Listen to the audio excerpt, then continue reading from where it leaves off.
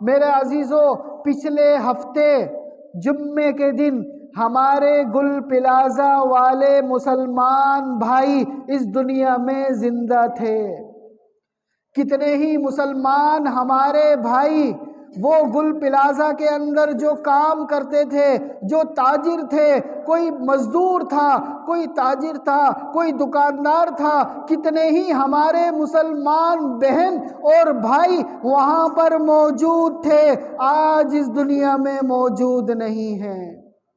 آج اس دنیا میں موجود نہیں ہیں۔ ہمیں یہ اشارہ مل رہا ہے، ہمیں یہ پیغام مل رہا ہے، نہ جانے بلا لے پیا کس گھڑی،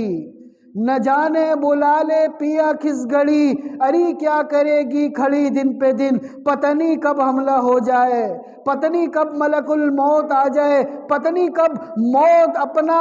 کام کر جائے، پتہ نہیں کس وقت، کس گھڑی، کس وقت، کس ٹائم، کس دن اللہ کے پاس جانا پڑ جائے۔ ہر وقت تیار رہیں، ہر وقت اللہ سے ڈرتے رہیں۔ جگہ جی لگانے کی دنیا نہیں ہے، یہ عبرت کی جا ہے، تماشا نہیں ہے۔ یہی تجھ کو دن ہے، رہوں سب سے اعلیٰ، ہو زینت نرالی، ہو فیشن نرالا، جیا کرتا ہے کیا یوں ہی مرنے والا، تجھے حسن ظاہر نے دھوکے میں ڈالا، موت تیرا کر دے گی بالکل صفایا، جگہ جی لگانے کی دنیا نہیں ہے، یہ عبرت کی جا ہے، تماشا نہیں ہے۔ پہلے تجھ کو بچپن نے برسوں کھلایا، جوانی نے آ کے تجھ کو مجنوں بنایا، بڑھاپے نے آ کے کیا کیا ستایا، اجل تیرا کر دے گی بالکل صفایا، جگہ جی لگانے کی دنیا نہیں ہے، یہ عبرت کی جا ہے، تماشا نہیں ہے۔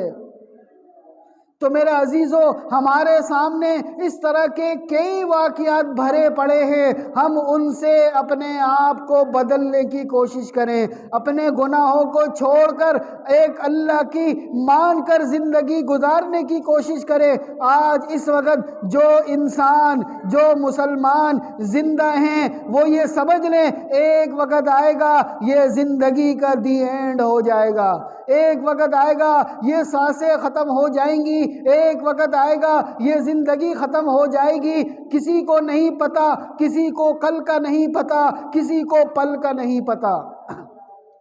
آپ علیہ الصلوۃ والسلام نے ارشاد فرمایا، الکیس من دانا نفسہ وعمل لما بعد الموت، سمجھدار آدمی وہ ہے، عقل مند آدمی وہ ہے کہ جو موت سے پہلے موت کی تیاری کر لے۔